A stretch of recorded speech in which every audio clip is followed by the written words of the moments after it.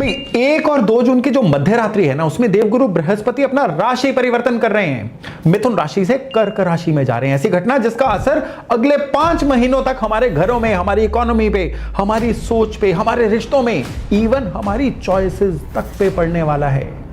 कर्क राशि जो होती है ना, ये जुपिटर की उच्च होने की राशि होती है, यानी वो जगह जहां पे ये प्लेनेट चलते चलते अपने मैक्सिमम पोटेंशियल पे काम कर सकता है। और हर 12 साल में ऐसा एक बार होता है, और हर बार जब ऐसा होता है ना, तो समाज की सोच बदलती है, प्रायोरिटीज बदलती हैं, मार्केट की साइकोलॉजी बदल जाती है। और अक्सर जब कोई भी ट्रांजिट आता है ना, तो हम सबसे पहले खुद से क्या सवाल पूछते हैं कि मेरी राशि को क्या मिलेगा।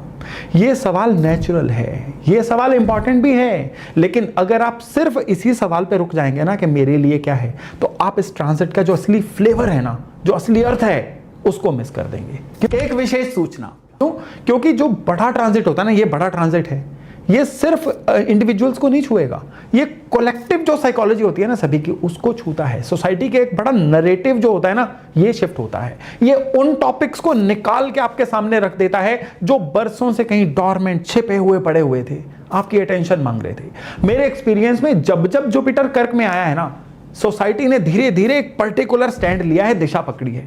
समाज ने अपने अग्रेशन की जगह पे long term security, long term planning में ध्यान लगाया है। लोगों के पैसा कमाने के तरीके बदले हैं, पढ़ाई में नए नए सब्जेक्ट ऐड हुए हैं, रियल एस्टेट का सिनेरियो बदला है। यहां तक के जो पॉलिटिकल कन्वर्सेशन होती है ना, जो सबसे फेवरेट टॉपिक होता है लोगों का, इसका टोन भी चेंज होता है। तो आज का ये वीडियो जो है ना, इसको 2 तरह से देखिए। एक, आप अपनी मून साइन के, चंद्र राशि के हिसाब से देखिए, और दूसरा एक नागरिक के रूप में, एक समाज के मेंबर के रूप में, एक इन्वेस्टर के रूप में, एक पेरेंट के रूप में देखिए, एक डिसीजन मेकर के रूप में देखिए। जब इस तरह से देख लेंगे ना, तब आपको पूरी पिक्चर दिखाई देगी। नमस्कार, मेरा नाम है योगेश शर्मा और स्वागत है आपका happy life with Yogesh Sharma में। दोस्तों, कर्क राशि में गुरु जब भी निकलते हैं ना, तो समाज या सोसाइटी जो इसको बोलते हैं, इसकी जो दिशा होती है ना, ये सबसे पहले बदलते हैं। क्योंकि इस समय पे बहुत कंफ्यूजन है। हम कहते हैं कि जुपिटर कर्क में उच्च राशि के हैं, तो कई लोग समझते हैं कि बस अब तो भाई लॉटरी निकलने वाली है। ऐसा नहीं है। एक्सॉल्टेशन का मतलब लॉटरी नहीं है कि कोई प्लेनेट अपने हाईएस्ट पोटेंशियल पे जो है, जो डिलीवर करने में कैपेबल है। बस उस समय पे आपकी दशा, आपकी कुंडली और सबसे ऊपर आपके एक्शन, कर्म उसको सपोर्ट करने चाहिए। जरा सोचिए ना कि एक बहुत एक्सपीरियंस डॉक्टर आपके शहर में आ गए, वो कैपेबल हैं, हर बीमारी ठीक करने में कैपेबल हों, बड़े एक्सपीरियंस्ड हैं, लेकिन क्या वो उस शहर के हर इंसान तब अपने आप ठीक हो जाएगा? नो, आपको उनके पास जाना होगा, अपनी समस्या डिस्कस करनी होगी, और सबसे बड़ी बात क्या है कि उनकी बात माननी होगी ना। जो पीटर ठीक वही डॉक्टर हैं, अवेलेबल हैं, विलिंग हैं, कैपेबल हैं, लेकिन उसकी जो एनर्जी को आपने पहचानना है, उसके तरीके से चलना है। और जब ये सही तरीके से एक्टिवेट होगा ना, तो क्या देगा? ये ग्रोथ देगा। ये जब एक्टिवेट होता है ना, तो इंसान को फैमिली ओरिएंटेड बनाता है, थोड़ा और सयाना बना देता है। मेन बात, गलती करने से बचाता है। उच्च बृहस्पति की एनर्जी को अगर आप नहीं पहचान पाए, इग्नोर कर दिया, तो यही गोचर आपको किस्मत पे ओवर डिपेंडेंट बना देगा, जो आगे चल के आपके लिए फाइनेंशियल लॉस भी करवाएगा। उतनी कैपेसिटी नहीं होगी जितनी बड़ी आपने कमिटमेंट कर दी। गलत लोगों के साथ आपने कोई ना कोई अपनी संगत बना ली, या उन लोगों पे विश्वास कर लिया, और सबसे बड़ी समस्या कि मैं ही सही हूं, बाकी सब गलत हैं, ये एटीट्यूड आ जाएगा। तो फिर ये बृहस्पति जो है, ये गड़बड़ कर देगा। चलिए अब देखते हैं कि ये जो बृहस्पति हैं, आपकी चंद्र राशि के अनुसार क्या रिजल्ट दे रहे हैं। शुरू करते हैं, कुंभ राशि की बात करते हैं। जुपिटर आपके 6ठे भाव से निकल रहे हैं, और 6ठा भाव होता है आपके मेहनत करने का। आपके जीवन में जितने भी स्ट्रगल आते हैं ना, सारे 6ठे भाव से। दुश्मन 6ठे भाव से, कर्जे 6ठे भाव से, सेहत की दिक्कत 6ठे भाव से।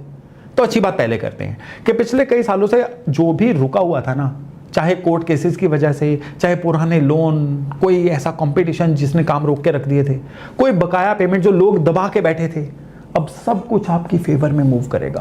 पुराने दुश्मन पीछे हटेंगे, कंपटीशन में आपके एक एज आएगा, और जो लोग आपको दबाने की कोशिश कर रहे थे ना, उन्हें वापस लौटना पड़ेगा।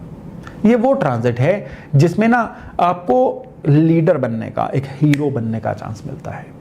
अब यहाँ पे थोड़ी सी ट्रबल भी है, वो भी सुनिए कि जुपिटर जब भी 6ठे भाव में एक्सपैंड होते हैं ना, तो काम तो एक्सपैंड होता है, जिम्मेदारियां भी एक्सपैंड होती हैं। थकावट भी बढ़ती है। आप पाएंगे कि वर्कलोड ना 30-40% बढ़ गया है। नई जिम्मेदारियां आ रही हैं, ये तो मैंने मांगी ही नहीं थी। डिमांड भी बढ़ रही है और सबसे बड़ी बात क्या है कि आपको कई बार कितने कितने घंटे और ज्यादा काम करना पड़ रहा है। यहीं पे आपकी परीक्षा होगी। मैंने अपने एक्सपीरियंस में देखा कि इस ट्रांजिट में जिन लोगों ने हेल्थ के साथ कॉम्प्रोमाइज किया, उन्होंने सारा फायदा अगले 2 साल में ना टेस्ट करवाने या डॉक्टरों के पास खर्च कर दिया।